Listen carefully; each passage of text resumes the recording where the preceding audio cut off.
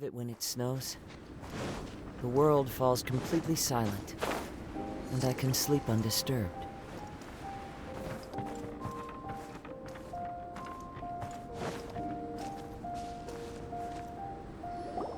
Albedo! Traveler, Paimon. I suppose your story is ready. Yep. How about you?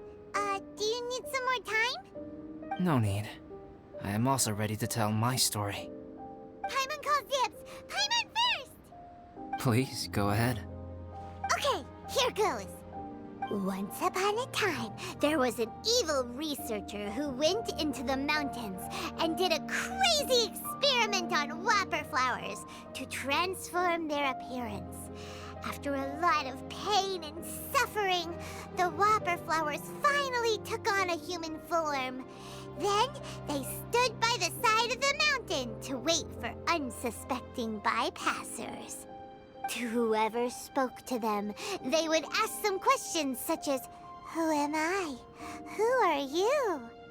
If the bypasser got the wrong answer, the last sound they'd make would be a yelp before the whopper flower ate them alive in one bite. Ooh, truly frightening. What the? You two aren't scared at all! Don't go nitpicking, okay? If you didn't like the story, go write your own!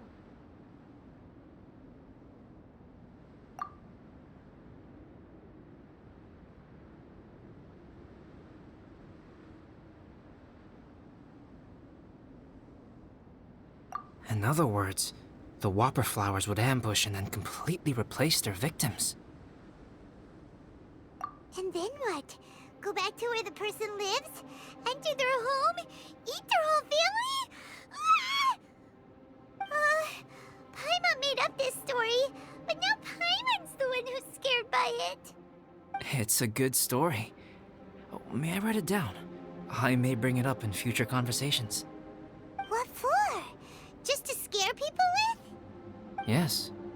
You've got a real mean streak, Albedo. Mine is a little longer than yours. It starts with an alchemist. A great alchemist once created Subject 1. Subject 1 was her proudest achievement, and successfully blended into human society. No one ever would have thought that this friend of theirs was in fact a synthetic human. However, unbeknownst to Subject 1, the alchemist had tried the same experiment many times before he had come into being. Some of the rejects from failed experiments had been discarded, but had not died. Subject 2 was one such failed experiment. He was swallowed by a great dragon that came to rest upon a snow-swept mountain. Many years later, he was resurrected by the dragon's mysterious power. He saw all kinds of people on the mountain, including Subject 1, who had somehow miraculously blended in among them. Never in Subject 2's wildest imagination had he thought it possible for experimental life forms such as they to deceive everyone so successfully. He saw the way humans accepted Subject 1 as a friend, witnessed their affection as they addressed him by name. This was what Subject 2 wanted. Now, all that Subject 2 desired was to replace Subject 1 and take the joy of his existence for himself. This is giving Paimon the chills. So scary.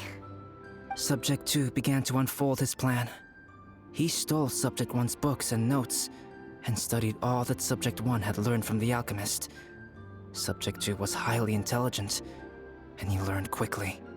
He changed his face into an exact replica of Subject 1's face.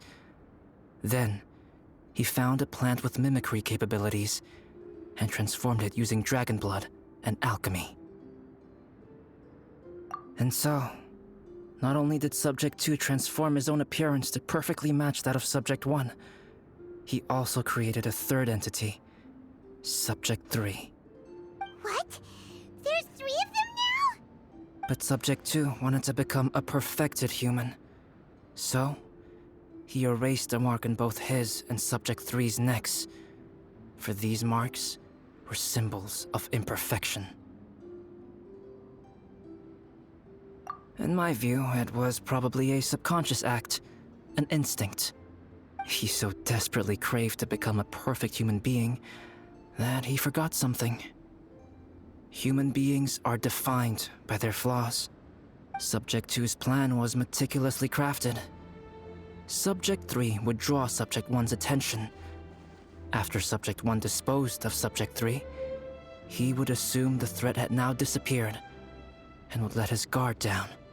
The next moment that Subject 1 was alone, Subject 2 would make his move. He would eliminate Subject 1 and become the only one remaining. He would secretly replace the Subject 1 of everyone's memories and inherit his identity, residence, clothing, sword, name, and friends. People would have no idea that the individual they knew had become somebody else from one day to the next. This is way too scary. Paimon's never gonna be able to trust anyone again. But just before Subject 2 could carry out his plan, a unique stranger entered the mix. Subject 2 tried to make contact with this person, but found that they could somehow sense he was different from Subject 1.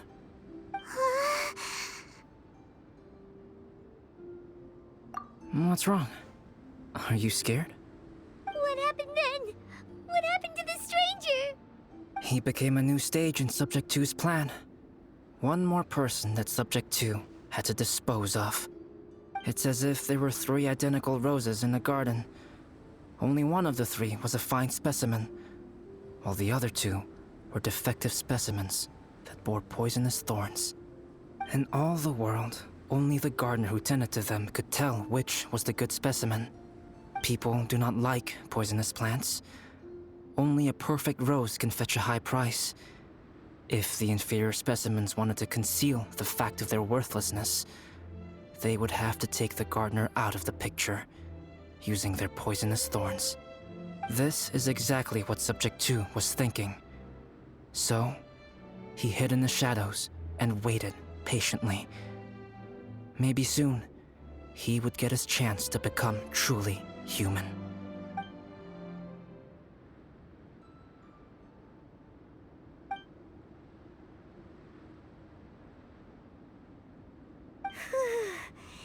That was intense!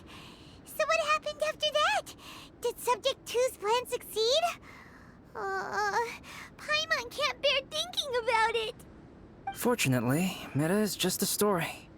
And even in this story, Subject 2 did not succeed. But you can never let your guard down on Dragonspine. Monsters mutated with Durin's power and blood are also creatures of Rhine-Daughter, just like me. You must beware of all such creatures. I'm glad to hear that. It's okay. I know what I am.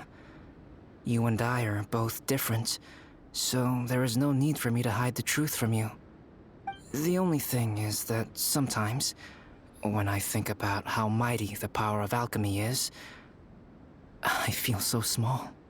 As beings who set foot in this world, how arrogant are we in desiring to control our destiny, and in desiring to create? Is creation an arrogant act, traveler? If not, why do we call the ones that created us and control us gods? If it is, then what qualifies us to call ourselves creators? How far must we take our reverence and respect, and what purpose does it serve? Nothing special, but whenever I think about it, I feel a twinge of grief. Poor Albedo. Hello? Traveler, are you here? Hey, is that Amber? Thought we might find you here. We're here to deliver a message from Cyrus. There's gonna be a big event down at the base camp, and they want you there too, Traveler. Winter camp is nearing its end. Apparently, even provisional instructors are required to attend. Looks like we need to go, Albedo. Bye for now. Then I won't keep you. I have some things to attend to here, so forgive me for not seeing you down. Don't worry about it. There have been no issues getting up and down the mountain recently. Is everyone ready? Let's not keep them waiting.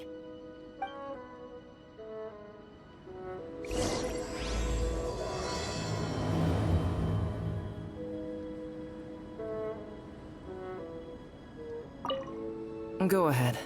You're one of their instructors, no?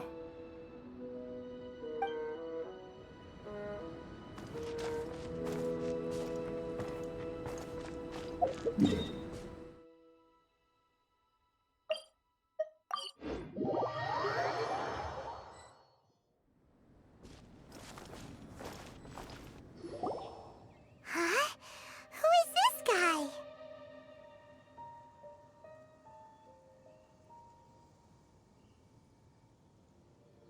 Allow me to introduce Yozerf. He's Joel's father. Dad, this is that traveler I was telling you about. The traveler's helped me out loads in the past, and this time we even built a snowman together. Joel has told me everything about you. I can't thank you enough. Wow, this is amazing! Wait a second. Why is Cyrus discreetly wiping tears away? And what is Pallid doing here? Pallid is the hero of the hour this time. Go on, Pallid. Tell us what happened in your own words. Okay. The weather was fine on that fateful day, and I had a feeling that Lady Luck was smiling down on me. So I trusted my gut and set off to explore somewhere new, somewhere dangerous. Because where there is great danger, there is also great treasure. Why does this sound so hard to believe? But I had only been away from the group for a short while when I fell down a slope and just started rolling. Uh-oh. Did my bad luck rub off on him when we ran into each other on the mountain? The place I fell to was somewhere I didn't recognize, and I'd sustained a few injuries. I remember thinking to myself, this is the worst luck I've ever had in my whole life. Then I met Yozerf. He'd heard the sound of me falling and came out to see what was going on. Huh? Wow, so it was completely by chance then.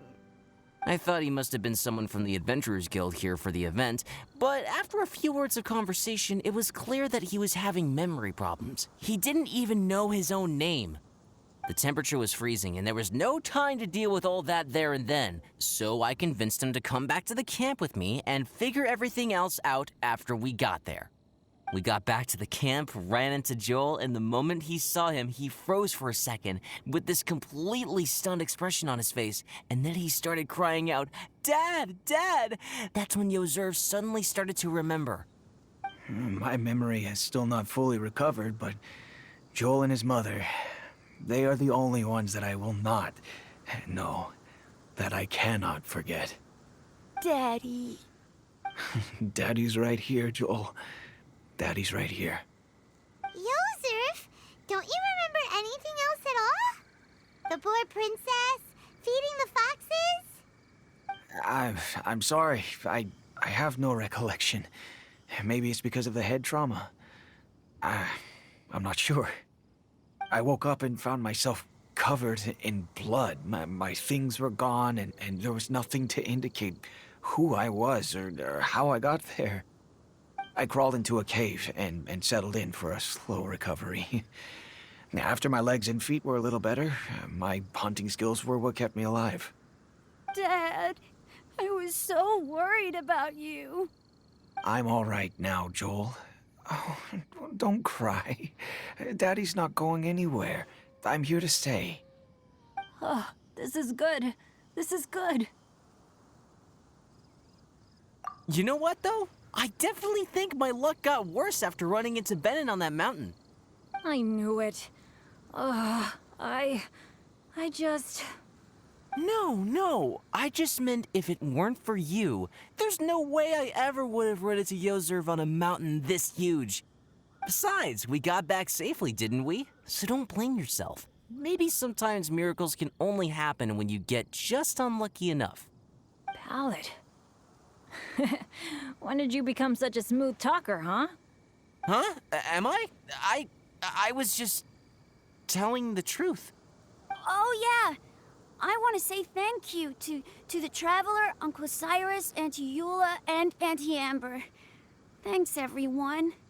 You all helped look after me, and I will always remember it. But I guess I can't take the snowman with me, or it'll melt once it leaves Dragonspine. It's such a shame. Oh, I can help with that. One moment. Huh? Eula? Here, take this. It's powdered rime. Just add it to your snowman, and it will never melt. Wow! Really?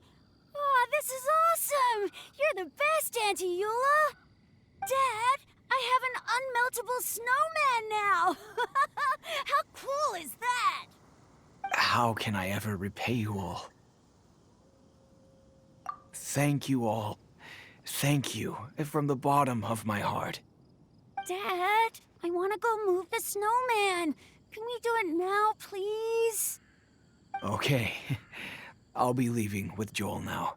I'm sure I'll see you all another day. Very well, very well. It's time for Pallet and I to have another discussion concerning his breaches of adventurer discipline. Huh? But Cyrus, I think I kind of made up for my mistakes this time, you know? See you guys! Oh, I made this for you and Amber. Think of it as a winter souvenir. Aw, are you sure? This must be really important to you. Come on now, just take it. No need to make such a fuss. Wow! Now our snowman won't melt either! Great! You're welcome. Just keep it. That's all I ask. Amber and I have some business to attend to now. See you later. See you! Everyone's gone. Seems like they've all got their own stuff to do now. Oh! You know what? We've been on Dragonspine all this time, and somehow Paimon still forgot to ask Albedo about how to make a fruit juicifier machine that could keep the juice fresh. Maybe we should try Timaeus again. He does seem pretty eager to please after all.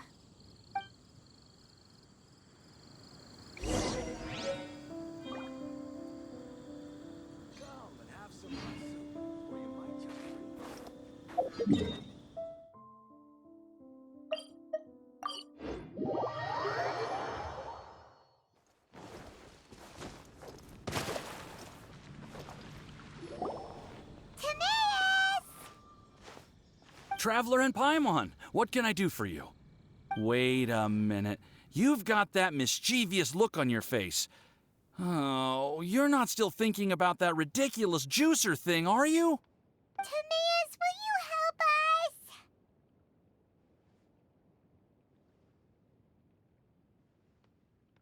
help us? Well, if the Traveler isn't really interested, then, yeah, maybe I'll give this one a pass. It's just the weirdest request ever.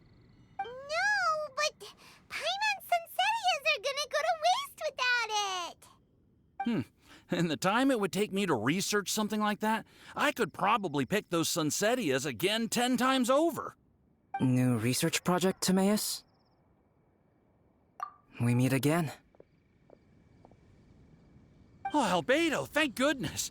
So the situation is, Paimon wants a machine that can turn fruit into juice and keep the juice fresh. I mean, surely it's... Majorly important, that's what it is. If you can manage to invent this, we'll never have to worry about fruit going bad ever again. That's impossible.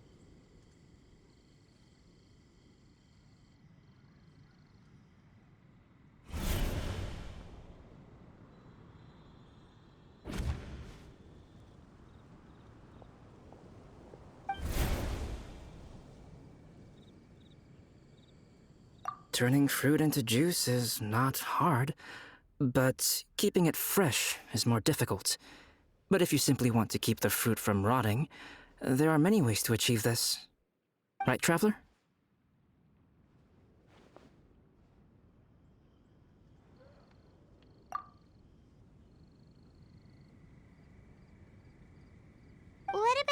neck. What's wrong? Is there something on my neck? From the look on your face, it's as if you thought I just played a practical joke on you that was in exceedingly poor taste. Albedo, you were saying, how do you stop fruit from going bad? Well, one way would be to bury your fruit on Dragonspine, where the snow never melts all year round. But then Paimon won't be able to eat them! You could always live on Dragonspine. No, too cold for Paimon. Or you can give the fruit to me, and I would take it to Dragonspine for you. But since you don't like the cold, you'd have to send someone else to pick them up when you want them. This is where you come in, Traveler. Suddenly sounds a lot more feasible with other people doing all the work. Okay then, shall we go with that idea? Fruit buried on Dragonspine will stay fresh for much longer. However, it is also possible that the fruit will sprout and grow into fruit trees. Who knows? Maybe the next time you visit, it will have grown into an orchard. You can water the trees, add fertilizer, and when they finally bear fruit, you will have some fresh sunsettias. No way! Then Paimon will have to be a gardener. That's not the goal here. Oh? Well, I don't think being a gardener is so bad.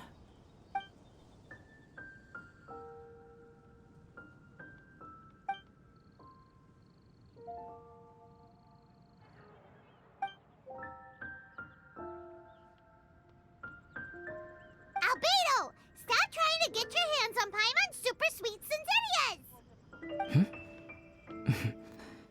It bothers you, does it? Of course it bothers Paimon! They are the rarest, super duper sweetest Sincerias ever! And they're not for you! Okay, but they're just Sunsettias. I think you're only so attached to them because you don't have much fruit of this quality in your possession. When someone's pockets are full and their spirit is fulfilled, they don't easily fall prey to this kind of yearning.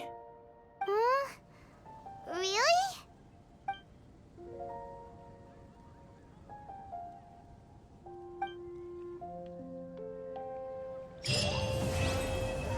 Welcome. How can I help you?